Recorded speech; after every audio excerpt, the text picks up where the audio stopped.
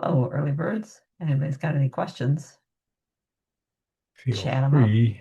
or put them in. Um, is Michelle here yet? Oh, she knows we went through all of this already. Michelle had a question this week about jumping worms, whether it was okay to get the compost from our local regional resource recovery authority, SACRA. Is the compost okay, or are jumping worms going to move around in them? And I could see why she was concerned, because the bulletin from Michigan State, which is new this month, says the worms are moving around. They move around in compost, for instance. And I said, well, that's ridiculous. They don't move around in compost. I think it's ridiculous. Compost has to be cooked up to 140 degrees in order for it to work properly. And I think that's going to kill them. It certainly kills all the insect eggs. So we took a look, and Wisconsin has some research just published that says that they were able to kill the worms if they brought things up to 103 degrees. And that commercial compost facilities are required to bring the compost up to 133 degrees to 43 degrees centigrade. So they So should if it's be. compost that you're buying from somewhere, it should be just fine. And in fact, toward the end of the Michigan Bulletin article, it said, so if you want to stop the spread of jumping worms, avoid taking any homemade compost. Well, that's different. Homemade compost that didn't Yes, necessarily get compared to. yeah, they should have been clearer with that. But that and is it Wisconsin's bulletin?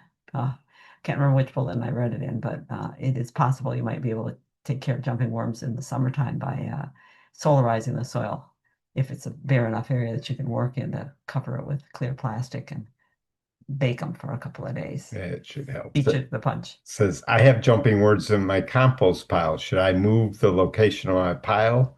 I don't think mine gets that hot. It would be better if your pile was out in the sun. That certainly helps compost get hot enough. Otherwise, you have to keep turning it all the time. That's why the commercial places I'm sure doing this. They have to move a huge amount of organic matter, and so they turn with not bulldozers, end loaders. So if you were turning your compost more, adding more to it, and if it was in the sun, you could bring it up that high. Otherwise, you are going to have it. If you have them in the compost pile, you probably have them someplace else in the yard. Yeah. Um, it is a problem. It's definitely a problem. I had to laugh a little bit though at the bulletin in Michigan that says we're beginning to get sporadic reports that jumping worms are in the state. We've seen jumping worms since at least, when did I put that? We When did took you when pictures did of it when 7 years ago, I think it was, well, six longer than that. When years. did you grow the butterfly bushes for me from seed? Oh, and in college Yeah, in 80, the kid's 85, 88, because when I put the 89. butterfly bush out in the front yard that you grew the next spring, I looked and look at all of these wiggly worms in here. Yeah. Yeah. So they've been the brown-lipped snail was also has been reported in Michigan, and I know it was there since my neighborhood was built, because of reports from the neighbors who were there when the houses were originally built. So it takes a while for extensions to catch on sometime. John is also asking, I didn't get a chance to mulch this summer. Should I wait till spring at this point? Now, No. if you can mulch now, it's the best time to mulch. It's easier to mulch because you can cover things without worrying so much about them. The problem is that they don't carry, a lot of times there's no mulch left. But oh yeah, if you can mulch now, I'm busy mulching with the neighbors just Yeah. piling up his leaves for me to use, and I'm You could moving even as fast as mulch I can. on top of snow. Yep, You could yep, put mulch on top of snow and let it melt through. It's never too late to yep, mulch. yep. And I'm sorry Except for, for you can't see the crowns of the plants if you're concerned about covering them. yeah.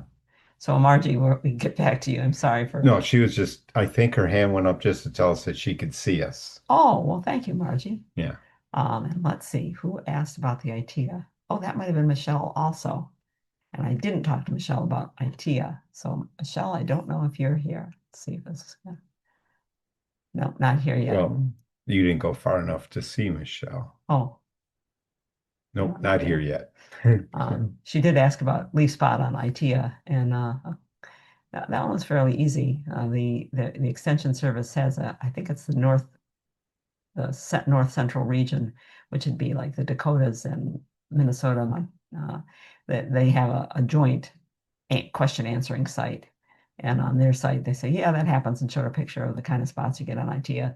So it's generally not a problem. I have not seen spots like that on ITEA, but then all the ITEA that we've planted has been right next to water. Yeah. And I think that's where ITEA belongs. I think there was one time I was up at Michigan State where they had some leaf Spot spot. on it, yeah. Yeah. But according to the extension, it's not going to hurt the plant seriously. That the level that you're showing in the picture here is not enough to seriously impact the plant. It's cosmetic more than anything else. Especially since you don't see it on every leaf, also in the left-hand photo. Yeah, yeah. And they do recommend all the usual things for fungus for leaf spots. They said, well, so don't let the leaves stay wet all the time, et cetera. But stress plants are what's going to get it. Is it too late to systemic treat for BTM? Boxwood tree moth.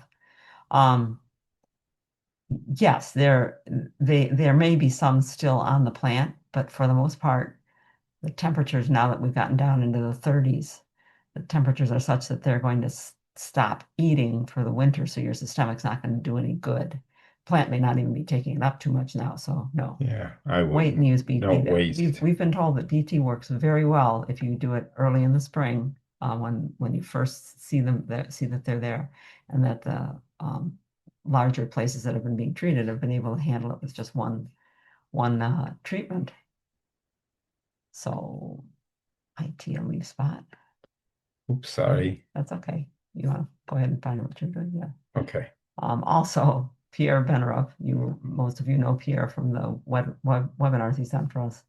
I swear he knows everybody. He sent me a video to take a look at. It's posted on YouTube, and I thought you might want to take a look at this. It's if you go to YouTube and just type in "unbelievable rock garden 337," Elizabeth Zander's garden is going to come up, and it is definitely a rock garden to die for. She's one of the originals, contemporary with Pierre and with Lincoln Foster, who's now passed away, but was the rock garden person in the United States. I read his books when I first started gardening, and I was in love with a man I'd never met. He was and according to Pierre, he was just as wonderful as that, and he was part of this group that Elizabeth Zander is part of. So it's a very, very, very pretty garden to take a look at.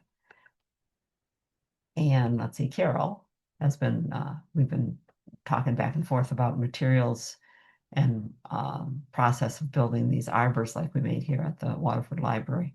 And Carol has come up with an estimate for what they cost. I think Carol's here, and you said that you'd come up with something around $90, Carol, for materials and everything to make the arbor, in which case that tracks about with what I had figured one time, and had figured that one of the most expensive parts of the arbor was the zip ties, the plastic ties that we use as temporary ties. I just don't have another answer for how to hold the wood together until you get it wrapped with a copper wire. Unless you have somebody right behind you doing it with the copper wire right then, but that really will slow down the construction. It also, the thing with the zip strip, if you make a mistake, you could cut it and redo it. Whereas once you've wrapped that copper, you're really committing yourself to something. It's kind of hard to get a copper when you want to wrap it prettily, but I have to put all the pieces together before I put the copper around the outside edge. Anyway, I don't think that $90 is too much, but then it's kind of like Steve when he was bowling. Steve never added up what his bowling cost him because it was his entertainment. I don't add up what fishing costs. I told him one time, I said, well, if you don't tell me what bowling costs, I'm not going to tell you what I spent on the garden. It's worked. But these arbors last for 10 years or more. So that's $10 a year. That's not bad. Yeah, you select a good, even the softwoods will last 10 years, but you get an arborvitae or yews, and they might go longer. What's that chat about? Snow, they're predicting snow. Well, we do get snow. There could have been snow the other morning that was just lightly raining, and that could have been little bits of snow. I don't think we're going to see snow that's going to have a great impact on anything. We're just going to have snow that has the effect of making us all say, oh, I'm going to stay inside now. I have to force myself to go out this time of year. Yeah. Diane in Waterville. I have a question on Ito peonies. Although the nursery promised delivery in mid-October, the 2 divisions just arrived today. Bad timing as I was trying to red up for company tomorrow. then leaving Monday for 4 days. And we're predicting snow Sunday. I begrudgingly dropped everything and put them both in. Are there any special instructions besides keeping the buds 1 inch below the soil level? No, no particular Soil instructions, moist. yeah, keep it watered after it goes in. But the Ito peonies, I wouldn't even worry about keeping them an inch below ground level. A little bit covered is okay because right now our Ito peonies, they got a bud sitting right at ground level because they're making buds on the wood, so you don't have to worry about putting them in too deep. And then you can just throw some mulch on top of them, let them sit there, water them well, put mulch on top of them. They'll probably be just fine. Otherwise, I would have stuck them in the crisper drawer and said, Yeah. I'll get to you on Friday. I'm always apologizing to plants and making them wait on me. But this time of year, as long as they've got oxygen and they don't dry out, they're not going to die. We Yeah. never worry about the weeds going to die. Pull out that dandelion and leave that big taproot sitting someplace and cover it with Someplace mulch. covered. That dandelion's going to be back. But we Yep. always worry about the perennials. We think the perennials are so tender. It's so special. They're so special. Yeah. They really got us. They got us wrapped around the Hooked. little finger. You know, a plant that looks nice. They got the entire human race hooked, wrapped around. Got their little tendrils wrapped right around. Yeah. Good evening and welcome to Free for All Friday. All gardeners are welcome. Come celebrate growing and cultivate problem solving. This is our 59th edition of Free for All Friday. We're coming to you from gardenatozz.org. I'm Stephen Nicola. I'm Janet McConovich, and we didn't quite. We're in Mississauga, east of Toronto, kind of an exurb of Toronto. And we Yep. were going to make it to Sonia's in time to do this presentation from there, but didn't quite make it far enough. So we're showing our daughter Sonia the absolutely wonderful addition to any moderating team and gardening team. But Yep. we'll say hello to her for you later on. And I'm hoping you're telling people about your website. Go ahead and tell me on those links that are broken. I've been fixing things, and as I fix things that people tell me about, I find other things. I haven't got that YouTube video one changed. Oh. We've been putting up everything that we've been writing, everything we can get a hold of that we've been writing, and we'll put up more. But we need to know that people are using it. That helps a lot. That's what Free for All Friday is about. We thought we would talk to a few more people and get a few more ideas, and we certainly do. People text and email us all week long, and it gives us things to look at beyond even what we're doing in our garden. And that means that we learn more and we can pass more on to you. We all end up elevating the Better whole garden community's expertise. So now what questions are left here? There were no questions. Oh, there's one that just popped up. That looks like that's Carol. Yeah, but Carol put up for the tall arbor how much it was. Pipe was 33 per 10 foot, 16 gauge, copper wires $9.99. 25 feet. And the cable ties are $9.99 too, depending on how many. 2 black pipes, a lot of free wood, about $20 in copper wire, $20 in zip ties. And there you go. You got your $100 right there. Michelle says, I have a few perennials and bushes that did get out of pots or in the ground. I was thinking of putting them pot and all in the raised veg garden. And all in the raised veg garden with dirt and compost around them until next spring. Thoughts? The first year I started our gardening business, that's what I did. I was upset with the people at the telephone company where I was working, and I thought, I gotta get out of here. So in the fall, I potted up all kinds of perennials and just sunk them I dug a trench, put them in the trench, throw in soil so that I could pull them out individually early in the spring and take them to the farmer's market and sell them. It works just fine, absolutely fine. And and you can also do with we were going to talk about this before and I forgot about it.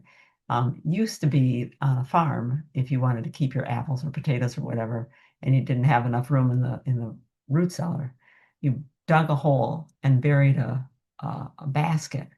Today, it'd be burying a plastic garbage can with a couple holes in the bottom for drainage. Bury it in the ground, put the top on it, just open the top, drop all your plants in, just stack them up in there, put the top back down and throw a bag of leaves on top of it. And you have a place that you can open easily and take your things out of. You can do that for dahlias and cannas too, but you've got to dig a hole to put a plastic garbage bag in, bin in, which is, 2 feet deep or more. And that's not a simple task, let's face it. Weeding, that's what I've been doing this week. every garden has weeds. I've had people apologize for, oh, don't mind the weeds. It's just if you're better at gardening, if you're smarter about weeds, then you can have fewer weeds and easier weeds to take care of. The easier they won't get is ahead key. of you. And I was thinking while I was weeding this week that we should talk to each other about the nitty gritty. And I've been working on pulling together a lot of the nitty gritty, or some of the nitty gritty. One of which I've said to you before, but some examples here on our garage carpet. Knowing when you're looking at the plant what it is and what its roots look like will tell you a lot. Purple nightshade, one that gets the little purple flowers on it and then the red berries later, and can become quite the vine. It can climb up 12, 15 feet into things. Is a plant that if I take the crown out, right where the roots meet where the roots meet the stem, I'm unlikely to have any of those roots live. It's and when you pull it up, those of you who clear out your vegetable garden will recognize the smell of tomato roots when you pull up tomato roots, because it's in the nightshade family with tomato. So I know that that if that one breaks up, pops and breaks off, I'm not worried that it's coming back. Mulberry, is that the one I put up next? That's your nightshade roots. Close. Mulberry is one that, now that mulberry escaped me for at least the 1 year. Mulberry, you know it by its yellow roots. You know what it is that you pulled up, even if the leaves are gone off of it. But in 1 year's time, they develop quite a root that goes down. If you don't get mulberry early, you're probably not going to get mulberry the easy way, which is to pull the whole thing out, because that taproot broken off in there will sprout again. It'll keep coming back. An inch or more below ground level will still come back. And so if you leave a mulberry in, the next year you're going to have to cut it off repeatedly. Don't let it have any leaves in order to kill it. And so I will go after mulberry. I will loosen the soil around it with a fork, and I will grab down at the base and put all my weight into taking it out of there, because I'm not going to put up with mulberry. Bittersweet, which you know for its bright orange root, is another one that as long as I get the crown off, right where the roots attach, and break it off, I'm okay. But the oxalis, not all the oxalis, but tall wood sorrel, this one, which some people call clover because it has a leaf that looks kind of like clover. I think you can see one of the leaves there. Yeah, right here. Yeah. Well, I was thinking about that one right there. This one. And people pull it and say, I've been pulling it. I've been pulling this oxalis and I can't. Well, if you know that the oxalis roots spread out and are quite thin and very breakable, but if you look, you'll see little tips turning up on all of those roots. Every one of those roots could grow into a new plant. Tip. So oxalis is one of those where you need to loosen the whole area. And if the oxalis has threaded itself into, say, a ground cover area that you have with a juga or whatever, you need to dig everything out, wash the roots, and put them back again. And then pokeweed, which I kind of, in the fall, I drop everything to get to the pokeweed. These are the little guys, they're just seedlings that came up. Don't want to leave those guys. Those roots get deeper and deeper and harder to pull. And at this time of year, pokeweed, dandelions, wild carrot, even the bitter cresses that have that kind of root, you don't pull on the leaves. You get your fingers down, or your tool down to where the root is, because the leaves are going to break off and then you're going to lose that root and it'll be there bigger next year. Bigger. Yep. They come up so much bigger. Oops. That's okay. And then someone, I think it might have been Ruth, was asking about galansoga. And I thought people don't know that word probably because it's one of the newer weeds to show up for us in the last 20 years or so in the Midwest. Does that look familiar if you see those little yellow tiny daisy flowers? It's a fast growing, starts as a little thing, and is more of a warm season weed. Sorry. It's more of a warm season weed. This little guy. Yeah. But it can't get quite tall. You can see it there against the chain link fence in Mildred's garden. It's not the pink flower, by the way. No, the pink flowers are begonias that belong there. The problem with galansoga, and so there it is sitting on the yard waste bag to see how big it can get. Galansoga is an annual, so pulling it this time of year, you can pull it. What you're trying to do is keep it from going to seed, because it drops a ton of seed. And there's a saying that 1 year's seeds is 7 years weeds, and that's true. It's really You get something setting seed in your garden. I had chickweed last year. I'm not sure how the chickweed managed to set so much seed, but I'm going to be fighting that chickweed in that patio for quite a while. In fact, I'm thinking about power washing Just and putting new gravel in. gravel in. Yeah. You got it. So weed. Anybody got any comments about clever things they do with weeding? If they're all just seedlings, they've only got a few leaves each. Yeah, you can hoe them and cover Yep. them. Some of them might still make it because they've been tumbled with the root and now they're under the mulch, but you can get a lot of them that way. And I was busy scraping all the bittercress weeds. Bittercress and wintercress are coming up. They're mustard family plants, and some of them are coming up and blooming now. When they're cold season plants, they can bloom in the cold and set seed. And I was scraping their seedlings out, just the little guys that are flat on the ground. In fact, I covered some of them in order to keep them from coming out. I scraped them a little bit, and then I took a whole sheet of sweet woodruff that I had from back where I was digging up the fir, and I just dropped the sweet woodruff right there. Try to live through that. Yeah, live through that. No questions. Okay. No hand raised that I see. Then we'll keep going past your humming. We had a problem with smothering this week. Yeah. I apologized profusely to Judy because we seem to have misdirected. I was smothering this week. We have a patch of ground that I didn't plant. It was bare, and I just had mulch on it underneath a mugo pine. And when the neighbor removed this juniper on the far side of the mugo pine, so much light got in there that the sweet woodruff near the mugo just swarmed into the area. I thought, okay, good. Wants to make a sweet wood. That kind of looks kind of nice. Well, there was a bit of grass in there, thin fescue grass, and it's been spreading. And I shouldn't mind because it's just grass, but it wants to keep looking fuzzy. It makes it look visually like there's visual static in this bed. I said, I'm going to smother that area. And this week, as windy as it was not a great week to smother. No, it was. I had to hold the paper down with my knees as I reached around behind me for the 5-gallon bucket of mulch to put a handful of mulch to hold the corners down. And it was too chilly to make the paper wet. Well, I don't make the paper wet. Steve does. He wets the paper down, but I work with dry paper. Yep. I work with 3 to 4 layers of paper. And some things that are special here. Judy is working to cover this area underneath her oak. And kill the grass and weeds that are there, and then have just a ground cover bed. Good idea. Great. It helps with the wildlife. It helps with your weeding. Everything. It looks very nice to do. Helps the tree. Yeah. And so she covered it and put leaves on top of it and then put branches on top of the leaves. But she said the leaves blew, and the area by the sidewalk where she was, I'll show you that in a minute, papers all blew away too. Which makes you feel bad because now you put papers into your neighborhood. Yeah. So some things, some details maybe that either escaped when I have been describing this before, or I've just never mentioned because I don't think about it. If I'm smothering an area that butts up against a colony of plants, the lawn, for instance, that continues onward, I dig a trench around it first. I take a layer, a line of sod out, whether it's grass, whether it's vinca, I take something out to isolate the roots that I'm smothering from the colony on the outside. Yep. And I take that sod and turn it upside down in the smother area before I then put paper down. It not only gives me a separation between the roots so that they can't talk to each other, that the ones out in the non-smothered area are not feeding the ones underneath the ones. But it also gives a place where at the edge of the bed that I'm smothering, the paper can hang down. The ends of the paper hang down into that trench. And what you want is the paper to not turn up. Any place the paper turns up in a corner and the wind can get to it, it'll blow it right up. It can blow it right up. So the trench helps for a couple of this last week. So strong. Yeah.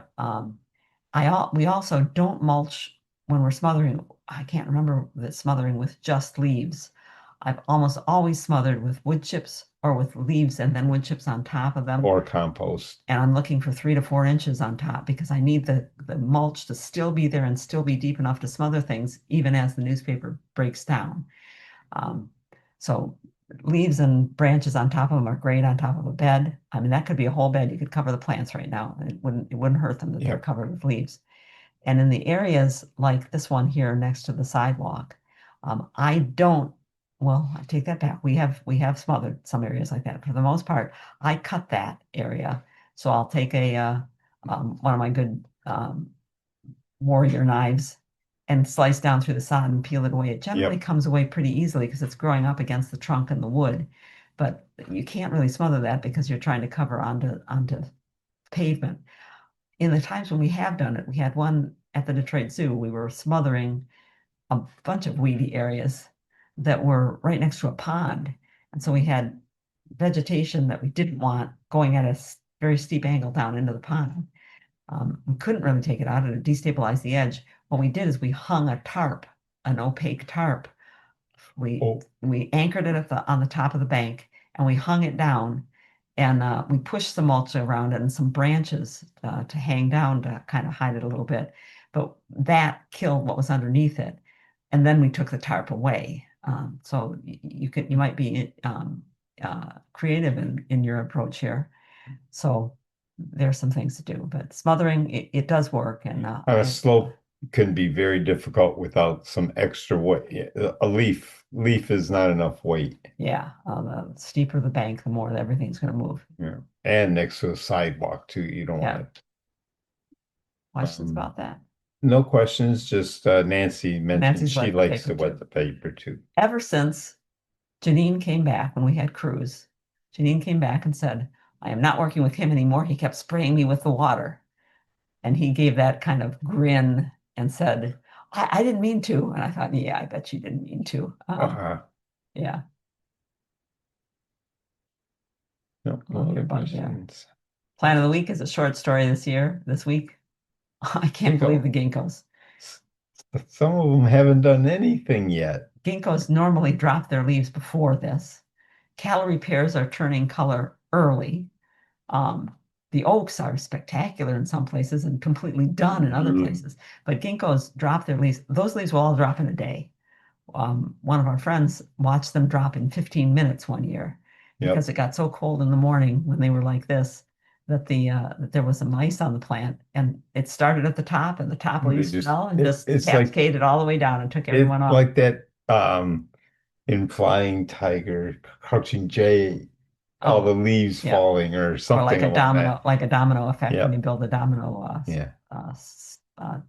They usually change overnight, it seems like, too, to color. Yeah, but they've been in color for well over a week. So I'm giving the ginkgos credit for making the fall look better than it could have otherwise. Deb Armstrong smothered a huge garden bed with cardboard and 3 inches of mulch in 1 year. Yeah. And it was a solid lilies of the valley. Yeah. Yeah. I used cardboard and then some wood too on the lilies of the valley. With lilies of the valley, I dig out all that I can and then I smother it. But I know that some of them are still twined in the roots of other things coming up from deeper. And I've had them come back sometimes 2 years later, they'll pop back up. Was it this year that we saw a piece, or was it last year? Last year. It was easily 2 years since I cleared that bed. My only concern with cardboard is that it doesn't break down very quickly. And so sometimes I have to take the cardboard out, and I'm not real keen on handling half-rotted, dirty cardboard. It always makes me feel even dirtier at the end of the day when I get done. Yep. Excuse me. We're always asked in the fall, is it too late to move plants? Heck no. This used to be the time to move plants.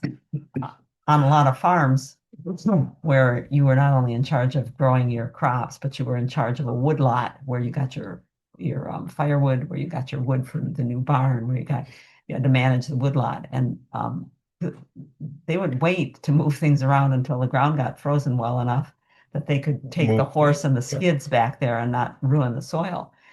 So you can move things now. I just moved a fir, this little fir, which is about a little over 2 feet tall. Let's see. They're so cute. Maybe 30 inches tall. It's a volunteer. It came up in our back. There's a spruce behind it, 2 pines over here, another pine over here, another spruce over here. It's surrounded by bigger trees. But it's been growing, and I wanted it for our son's yard to be the eventual successor to the spruce tree we've been keeping small. They like to put Christmas lights on a tree, and we were trying to keep the spruce small enough that it could be lit all the way. So I decided it's time to dig the fir, and here's what I did. First I loosened and took a look at what kind of root situation I had along one side of it, like a little very narrow pie-shaped piece up to the trunk. I said, yep, I got fir roots in there. They're the kind of lighter honey color here. The white roots that you see mixed in with them are almost certainly from the pine. And there are some other things going on. I said, well, based on where you're growing little fir, I'm going to need to bare root you, I think. So I cleared around it and I cut out from the roots. I cut out here. I sliced all the way down, 11 inches down with a spade. And now I'm loosening the area inside with a fork up close to the tree. I'm just putting the fork in, so I'm not slicing through roots. I'm putting the fork in and loosening the soil. Then I'm going to clear away. So there's the fork, and I'm going to clear away. And I'm going to pull the roots that are not fir roots out of the way. Yep. Don't worry about hurting those more mature trees they're big old anyway. trees, and we're just taking things out. People ask, well, how do you know that they're their roots? Well, number one, you find one that's attached right to the trunk of your tree, and you know what your root looks like.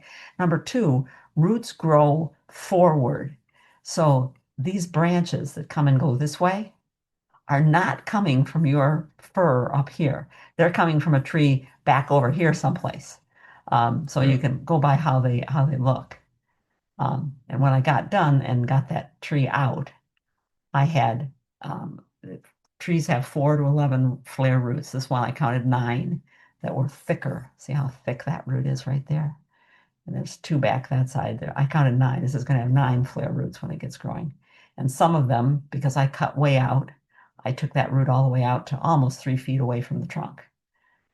And I put it in a bucket of water. I said, okay, put it in a bucket of water. I had to break one of the bottom roots. And I know about white fir, concolor fir, white fir from our friend Dave Huff at Huff's Tree Farm, who told us that those Christmas trees, if I don't cut the tap root when they're little, the tree won't move later on. I said, well, I hope you're going to make it. This one does have a twin. I can move in the spring if I need to, but I did injure that root when I cut it. And I cut that because there was a root the size of my wrist in diameter from one of the big pines going right through, and this one had wrapped itself around that root. I was going to have to cut that big pine root, and I was not about to chisel out a root 15 inches down. So, and there it is in its new place with the spruce pine that we've been keeping small. It was very windy that day, and I was a little worried. The wind was coming from the side over here. I was a little worried that while the soil was still so wet, it might cause the tree to slump to one side. It's not going to fall over. No. I dug a wide hole. I dug a wide, shallow hole, deeper in the center, set that taproot in, draped the long roots out to the side, put soil on top of them, and that tree's not going anywhere. It's not going to tip over. You could just about sit on that tree, but it could lean, and I don't want it to grow up crooked. So I cut a branch from the lilac tree and put the branches of the lilac into the fir, leaned it a little bit this way, stuck the butt in the ground, and there's something there to keep it from going that will over. hold it. Yep. Okay, you're watching, Steve. There's something there. Martha, is there anything that works as deer spray that is not as expensive as what is sold in stores? New herd of young deer this fall, and they are eating everything, and they're costing a fortune. I do know that at least one of the deer repellents on the market was produced by someone who made her own out of egg whites and vinegar, and I don't know where she was getting blood meal from, if not buying this fertilizer. But I don't know that anyone has been real successful with those concoctions, and that we don't end up taking as much time as money to put together. I wish that I could. Yeah. It's okay. It's okay. Howdy, howdy. Yeah. Our grandson's turn. Yeah, so I wish I could say that there was something else. I don't know. There is the whole Irish Spring soap, and which extension was it that tried it? Penn State maybe did tests with Irish Spring soap hung on strings at deer nose level, seemed to keep them out. They did say there was a side effect of the soap getting wet and dripping down was attracting mice to the whatever it is that they use to make the soap into a bar like that. but soap might do for you. I just don't know. Yeah. I think a fence is going to be the cheapest way to keep them out. The fence, You really need to keep them put a out. plastic fence around that garden. Oh my. Yeah. Michelle says, darn, her volunteer isn't that cute. Mine is a pricky juniper, and I don't even have any junipers in her yard. Yeah, those junipers do get their way. I mean, the birds like to eat that. We watched the cedar waxwings eating lots of junipers, berries off our juniper the other year. Yeah, I do like the little firs. I get firs, pines, and lots of oaks. Lots of oaks. The squirrels, we don't have oaks in our yard, but they're near enough that the squirrels bring them to, oh, let's go to that good place where it's easy to dig. Lots of oaks. Margie said she puts dog hair for around plants that were getting eaten. Think that might work. You never know. Yeah, you never know. I do caution people against the whole thing of using human hair. I go, I have hair and I can run at the deer and wave my hands and they're not paying any attention. Yeah, So she said dog hair. So yeah, if well, and there's predator urine that you can use. Coyote urine worked for Dina for a while, but she said then the deer seemed to get used to it. They had to switch to something else. Yeah. Barb says she is trying a deer fence this year. I'll let you know how that goes. Yep. Deer fence worked for us. That's what we came up. Exclude them. During the summer, we used the scarecrow sprinklers, the motion activated sprinklers that kept us out as well as the deer. Yeah. And speaking of deer, oh boy, the bucks have itchy antlers right now. And what they want to do is rub those antlers on something, and they look for something that's springy. And Gail sent in, she said, oh, my little Norman fur. Look at my Norman fur. It's so cute. And she said, we saw a big buck in the yard, and the next day we saw this. Okay, some of this is older, so here's what it looks like close up. This is an older scrape. See here, the cambium has begun to roll in and create wound wood, fast growing wood that'll close over like the belly button that you get when you cut a branch off. So this has been hit before. They like things that spring back at them. Yep, they go right there. So you can see that that's what's going to happen is the cambium that's alive on the edge is going to roll in and grow. And if it's growing real vigorously, a tree can grow past this damage. If it did happen the night before, I told Gail, if it happened the night before, then it's still moist. What you want to do is keep that area moist, and it will seal over more, it will grow over more quickly. And how do I keep it moist? She said. I said, well, grafting wax will do it. She said, I don't have any grafting wax. I said, well, they did used to carry it at English Gardens, and probably you can buy it online. Keep it moist until then. If you got some plastic, you can wrap around it to keep it moist. And she said, well, I've got old tree wrap that's got tar on the inside. I said, that'll help keep it moist. So just wrap it until you get your grafting wax. And she was able to get grafting wax delivered the next day. The next day, of course. COVID has changed the world. Grafting wax is wax that it doesn't melt real easily, but it melts more easily than candle wax. You can work it with your hands and you can turn it into gummy stuff and spread it. And it's used when they make a graft to seal over the damage, the wounds in the wood. So for exactly that reason, so the cambium doesn't lose moisture and can seal over more quickly. And grafting wax, which is not very expensive, you buy it, it even tells you how to graft. Yeah. And when to graft between January and April.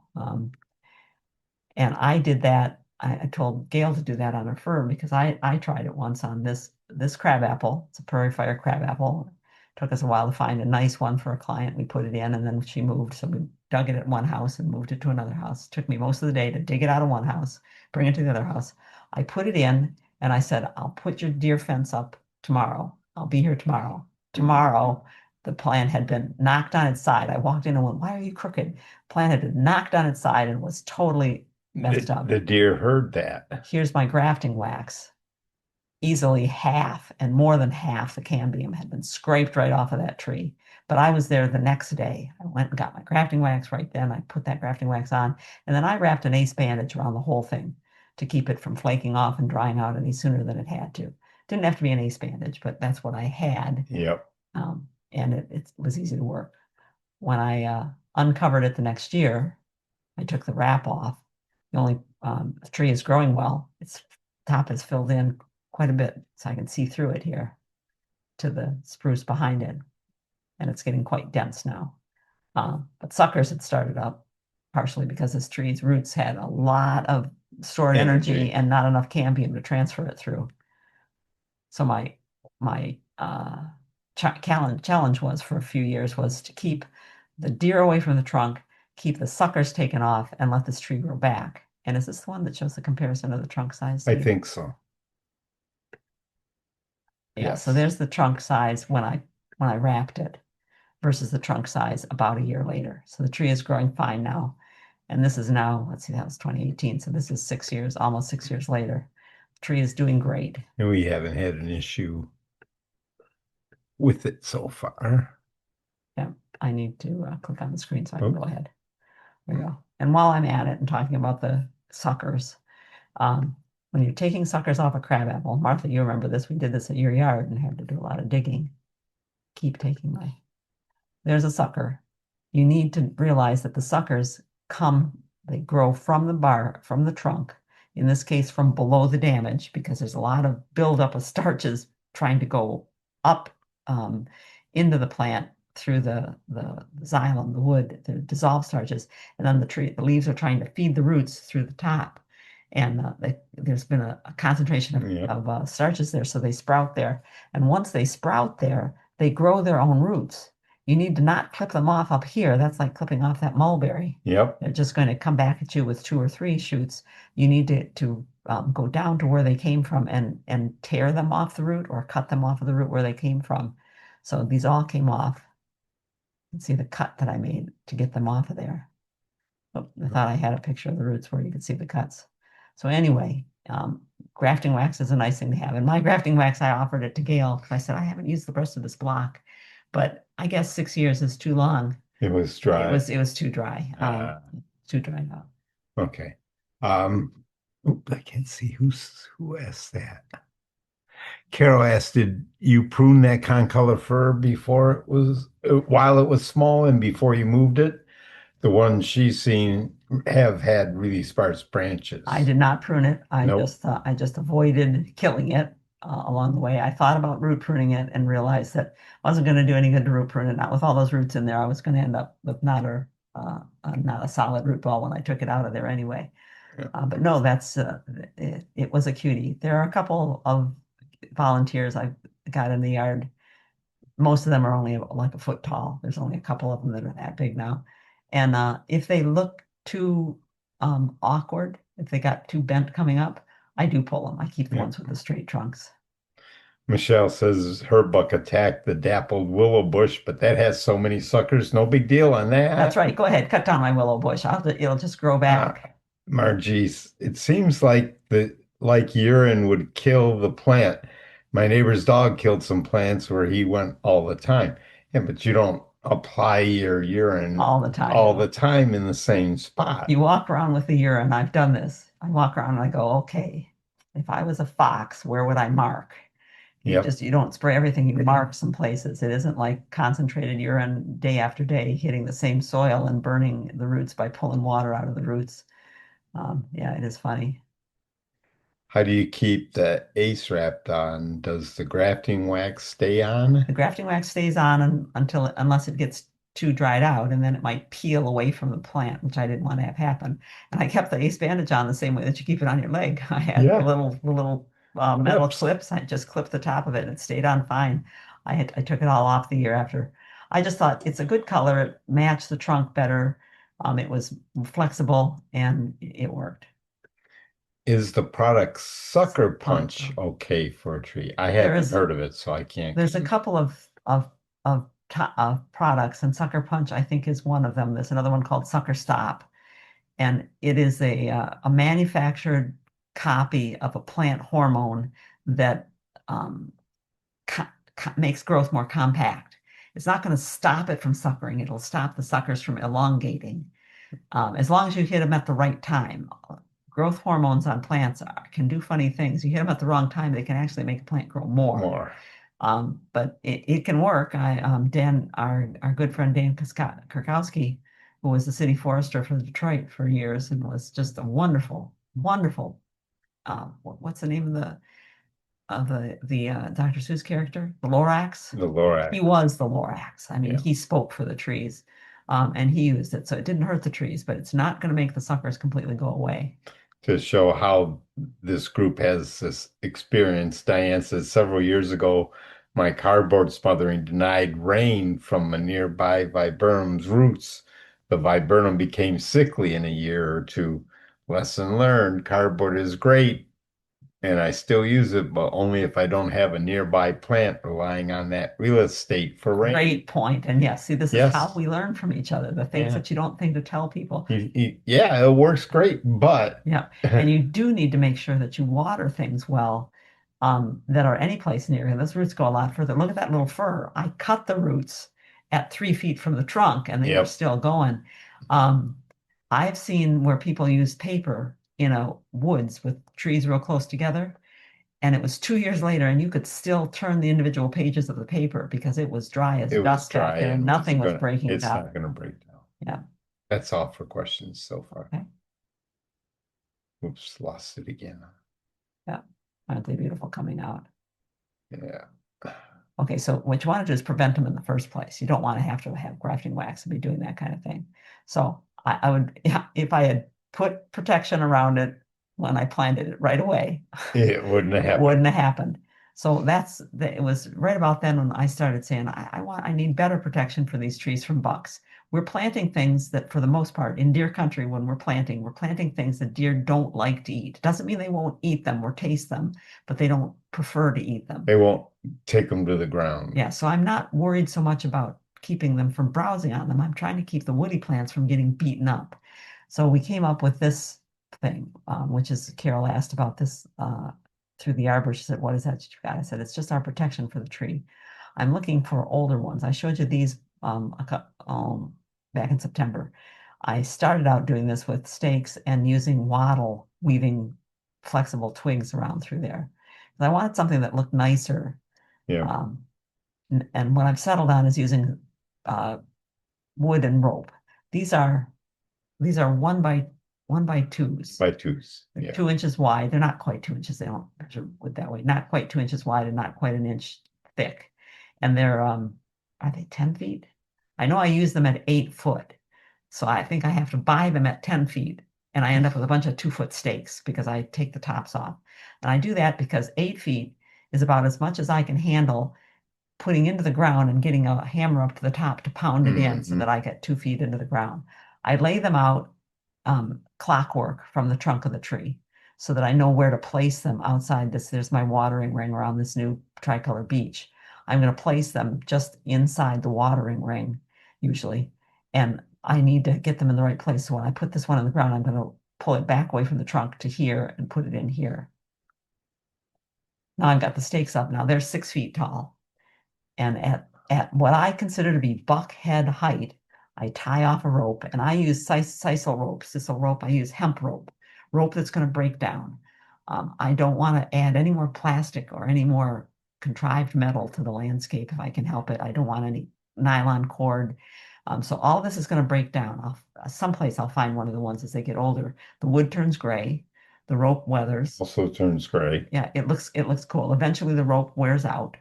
But by that and time, you've got to watch the branches that they don't fall in and start rubbing up against the bark or a limb. the wood Yeah, can loosen and the fall wood against something. Can happen. But then I walk around and I make a loop all the way around, and then I come through and I make a loop that goes up and down and up and down, and I weave it through there. My theory being that the buck, I've watched them and I've seen what they do. They put their head at the ground and they scrape upward as fast as they can. I want to get in the way of his head. I want him to tangle his antlers in something because they won't, for the most part, mess with thickets. Yep. Mary Harrison down at Mary's plant farm taught me that. And she was protecting her fall cypress with twiggy stuff all around them. So you might want to try that around your trees, but that's for buck rub protection. You can tie them in different ways, different fashions. I'll keep going on some questions.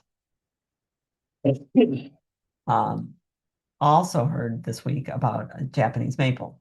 So a friend has been watering plants for someone else. They're gone out of state and they have new plants, so she's gone over and watering them. She said, "This isn't one of the ones I'm watering on, but this doesn't look right." So no, it doesn't look right. I think I know what's going on with that Japanese maple. She I said, bet they had a bigger tree that was taken down. She said, "Did it get too did it get too dry?" I said, "Well, in a way, yes, it did." I said, "Take a look at the branches that have the dead on them, follow them back, and show me what they look like as they join the plant. Because this is a problem, I think, with the cambium. It could be a problem with the roots, but almost certainly with Japanese maples out in open areas like this. I said, show me the trunk and the main branches. I said, show me this area right here. I think I see something there on your picture. And that's what's there. Now, what that is dead cambium, probably this much dead cambium. At least. It might go up and down too. The thin barked trees like Japanese maples, mountain ash, cherry, birch, some of the stewardias. They're understory trees. They normally live where, like I showed you in the picture last week, there's frost in my neighbor's yard all over the lawn, and no frost in our yard because we're under the trees. It's protected. It's only a little bit of protected, but it's protected. But it's amazing. This bark, late in the fall, has not hardened off yet, especially down at the bottom of the tree. Watch how leaves fall off the tree. They fall off the top of the canopy first because the tips harden first. Once they harden, the chemical balance of the plant says the next layer falls. And they get hardened. They pull water out of their cells so that they won't freeze and explode during the winter. And then they keep hardening. The last part that hardens is the trunk down at the ground level.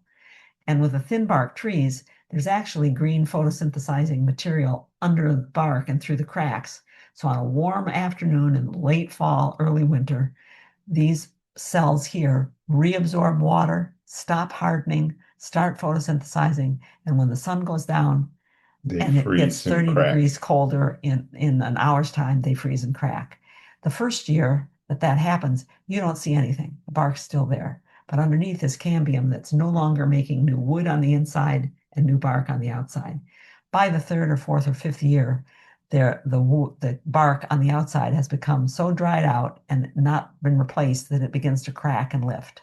So this is old damage, and it's involving probably half the cambium. Yep. So the plant can't talk to its roots very well, and the roots can't send up water when the leaves need them the most in the middle of summer. And that is also on higher up on the tree. There's cracks. And on the main branches that face the top. I told her I most often see this damage on the south and west side of a plant that warms up. She said, well, but this was on the north side. And that's a site issue. Site as in where the plant is located. I've seen where the side against the house, which you would think would be the protected side, is the one that's broken because it's warmed and it's reflecting light off of windows and heat off of windows. But when you look and see no buds, I see no buds set for next year. That's all going to be dead next year. It's dead now. That's dead. And the heat could be radiating off of rocks. It could be, you have to look and see what's going on. But it's always a good idea with a Japanese maple to put it under trees, out from the house and under bigger trees. We see them in full sun all the time, but they're going to experience these problems. It kills them. Somebody will complain that they just had to get rid of their $700 Japanese maple. Yeah. Somebody says the deer have ruined 2 small Japanese maples that they had. The buck with his antlers knocked off branches. Oh yeah, they are strong. If you've watched, and I bet you that guy lost a fight to another buck, and he was mad. This could be. We had a neighbor of a client actually stopped and took a video of the buck beating up the ginkgo tree at Sue's house and posted it on the neighborhood. So he said, "Look what this buck did." So we actually got to see the buck just beating the living daylights out of it. They do. We've seen them attack big trees, but for the most part, they like the trees that spring back. Yep. Okay, Sonia sent in is Sonia here today? Check and see if Sonia's here because I promised her I would send her a marked up copy. Sonia sent in a picture of her. Yes, Sonia's here. Sonia, a different Sonia than our daughter, Sonia. Oops. Okay, can I? Yeah, I'm working it. Okay. Sonia sent in this picture. She said, this is my, forever summer. All summer beauty. All summer beauty, is that what it's called? It's a reblooming pink hydrangea, and it is blooming for her. It's in a space that's blooming, or this is a year when it's blooming. She said, what can I do? I don't want it to be this big. How do I prune this? Repeat blooming plants like the Weigelia. We showed you Weigelia before. generally to keep them small and blooming as well as they can, as well as you want them to, you usually have to prune them twice. Now look at this, at these branches that have extended themselves way up. They're what's making it bigger than what you want. Notice they have no side branches. This is that first year's juvenile growth phenomenon going on here. These are pieces that grew out of the top of a branch that had had its top bud killed. So it didn't go into blooming growth. It went into new shoot growth. So in the spring, early in the spring, before this starts growing, set your limit for how far you want it, how big you want it to be. And in that area, you're going to take out at least a third or a quarter to a third of the branches that are there, especially the ones that have not had their tip buds survive through winter. Yep. Cut them down by as far as, so in this case, it's about 2 feet. Cut them 2 feet down into the plant so that their new growth, when it shoots up and produces your second bloom, it'll be at the level that you want. And you're going to do that in the spring. And when it blooms in July or early August, you're going to go in and cut branches half down too. And it's a matter of sticking your face into the middle and saying, okay, I'm going to take out some of the branches. I'm going to take out some of the oldest ones. And I'm going to take out some of the ones where the top bud died. And then I can keep it small and blooming well. I hope that makes sense, Sonia. If it doesn't, I will see what I can do about marking it up. It wasn't a great one to mark up because I need to mark inside this. Is it time to go, Steve? No. Oh, okay. So fall cypress that we prune that. My objective in pruning, besides trying to keep things small, is to make it not look like it was pruned. Yep. So this is a fall cypress after I've cut it back. I used to cut it back every 2 years for my sister. And it's quite a bit. Small. Yeah. Oh, yeah. I took a lot off of it. But I took off from the top and all down the sides because I wanted to keep that wonderful form. You just can't on the shape that plant. You can't just take the top down. You could. Yeah, it wouldn't look You can turn anything into a meatball. Well, I don't like that though. No. Oh, this was interesting. I have to talk in the fall and in the early spring. I have to talk myself into going out every morning. Every morning I say, come on, go out. It's not that cold out there. Once you get out there, you'll be fine. You'll be fine. Put on your long johns, put on your vest, go out there. You can take your layers off after it. But I have to talk myself into it. When I get something like this from Gretchen, sent from the Science News, the August Science News, which is another nice thing. Other people are also reading their August magazines because we can't keep up. The Menominee Native Americans were farming corn in the UP before the colonists got here. They were growing corn. Now that's a longer season plant than you would think of for growing in the Upper Peninsula. And what's cool is they found it with LIDAR. I meant to look up what LIDAR. Radar stands for radio area detection and ranging. LIDAR is for long wave, long infrared. They can look and see things like old Roman roads. Do you know that there were 180,000 miles of Roman roads? I would have thought more. 180,000 miles from the east and northern Africa all the way up to England and Scotland. But they can look from above, and what they see was there were raised beds with paths between them where they were growing corn in the Upper Peninsula. So I'm going to think about these Upper Peninsula corn farmers now when I get my gear on to go outside. Gladiolas. I should have saved Teresa's gladiolas. The bulbs look beautiful, but it's time to put tubers in storage. I can't make it through the winter. Yep, it's getting cold this week. And here you can see a box with sand that got cannas buried in here. Dahlias buried in newspaper. Some of them were put into perlite, but you're trying to get them hardened off. So you want the outer cover to get hard, not. So this canna used to be white. I left it out where it was warm and dry for 4 or 5 days until it got a rind on it. And if you want to know about keeping them, go up to Dahlia Hill in Midland, Michigan. This is the Dahlia Hill Society maintains this garden, which is a block of just dahlias. Just dahlias. Well, I mean, there's some trees and shrubs in there too. Tens of thousands of dahlias, tens of thousands of kinds of dahlias. And every year they dig them and save them and mark them. And in the spring they sell them. They have a big plant sale the first weekend in May. I mean, look at them. They're just gorgeous. And there's so many different kinds of them. If you want, we got their what they do with them over the winter and how they grow them. For instance, they put them in the ground and drive the stake in right next to the tuber first thing. The stake goes in first, and they used re-rod, metal re-rod 3 feet long. Good, sturdy. But the storing of tubers, they soak them for 10 to 15 minutes in bleach to gallons of water, so it's a 1 to 50 ratio. They allow them to drain. They put them in plastic grocery bags while they're still damp, and they put vermiculite added to cover the tubers. And if you want to divide them, they instruct that you need a piece of the stem. And there'll be a dark spot there. That's the eye, like the eye of a potato. That's what's going to grow. But how to store them? You need a place. You want to try for that 50-50, 50 degrees, 50% humidity. We had a root cellar in my parents' house, and it was wonderful. And we had so much stuff we kept in there.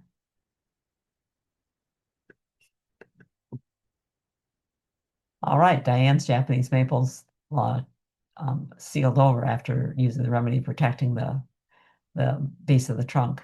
Yep. And Karen was working up around Traverse City area, I think, where she is. It was 32 today. Yeah. Yeah. It was cold this morning, that's for sure. And I think that's all that I've got for you guys.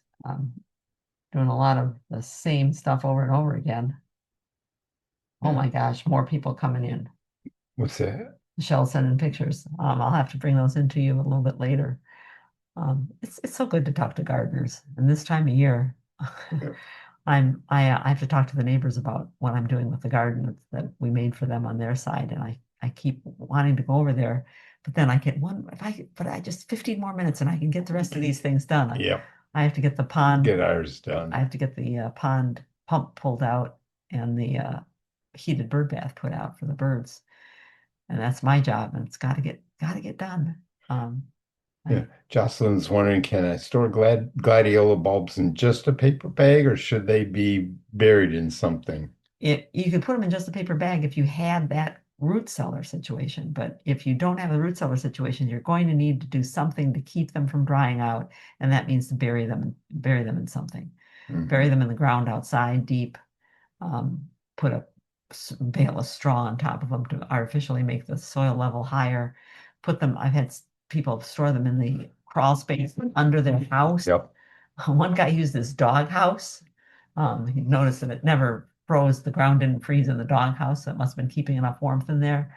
My sister used to keep them in the basement on the top of the concrete foundation. There was a ledge, an unfinished ceiling, and that ledge had no insulation next to it. So she had this cool place on top of a ledge, and she kept her elephant ears and dahlias up there. So what you keep them in is a trickle down of where you find to keep them. Yeah. Michelle says, we mentioned mulberry roots. Colin is pulling on one in the yard that looked like a rope, at least 10 feet long, and I didn't even know where the tree was that it went to. That was one of the pictures she had I'll share those with everybody next time.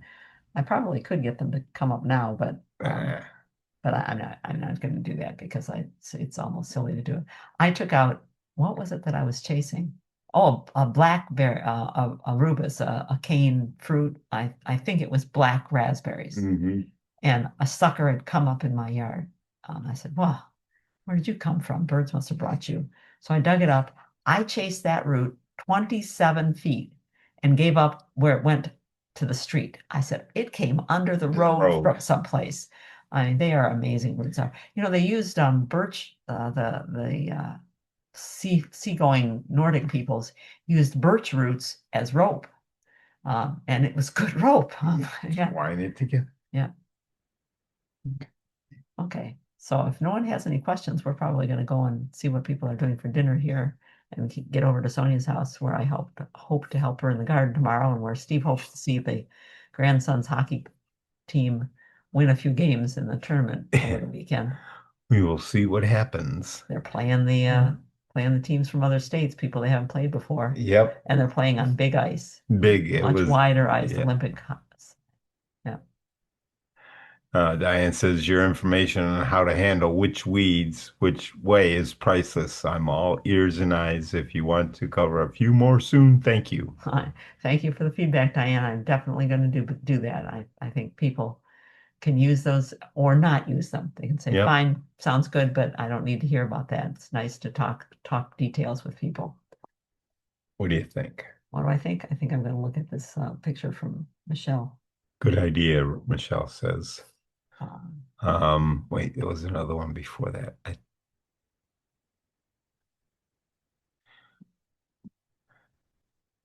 Yep.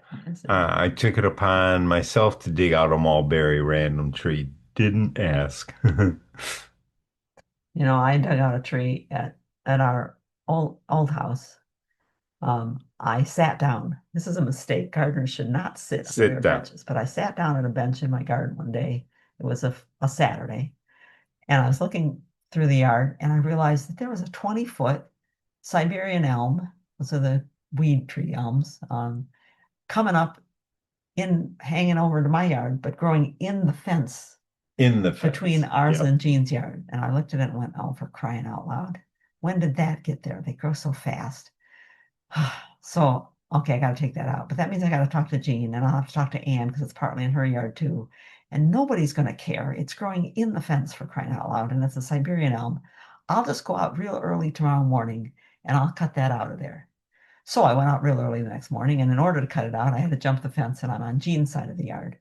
I'm going to cut this elm down. And I cut it. Now, this is before I used to really understand about removing the weight first. Yeah. So I cut it, and as the weight began to shift on the tree, I realized that it was going to fall toward Jean's shed, and that it was bigger and heavier than maybe I thought from looking at it on my bench. So I, on my knees on the side of the fence, afraid to let go of this tree that's shifting, I'm talking to the dogs who are out in the yard, in my yard, on the other side of the fence, and I'm saying, go get Stephen, go get Stephen. They wouldn't get Stephen. It didn't work like Lassie. They were collies, but it didn't work like Lassie. And I eventually had to let the tree fall and push it as it fell, and it just missed Jean's shed. No, as far as I know, Jean nor Anne ever noticed what was going on in the where our 3 yards came together. But you got to watch out for those trees when they get going too big. Yeah, Jocelyn mentioned that I'm going to be at the Lyon Township Library on November 17th. Indeed, he is. Birds and photography. Also asked, should I cut down the wisteria vine to the ground that has not bloomed yet? It is 2 years old, or leave it. Will it bloom next year? It needs horizontal branching. It needs horizontal branching. You need your wisteria to come up and then bring it out sideways.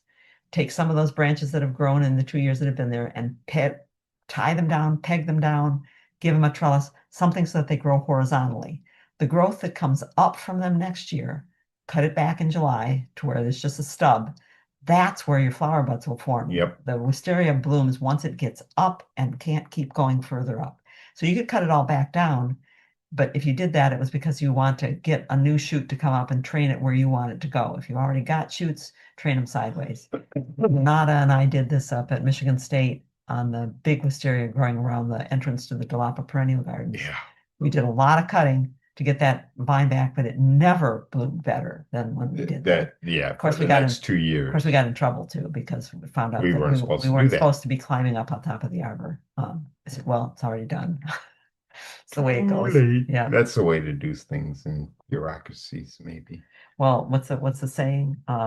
Easier to beg forgiveness than to ask permission. Yeah, that could be. I am looking for that picture to see if I can show this here. There's one picture. I only see one of those pictures. How come only one of them downloaded? Don't you just hate it? I don't know about that. Oh, well, your phone and my phone are quite different. Yeah, when people send me pictures, sometimes the picture, because it wasn't taken today, it ends up elsewhere. And shifted. I'll show those to you next weekend.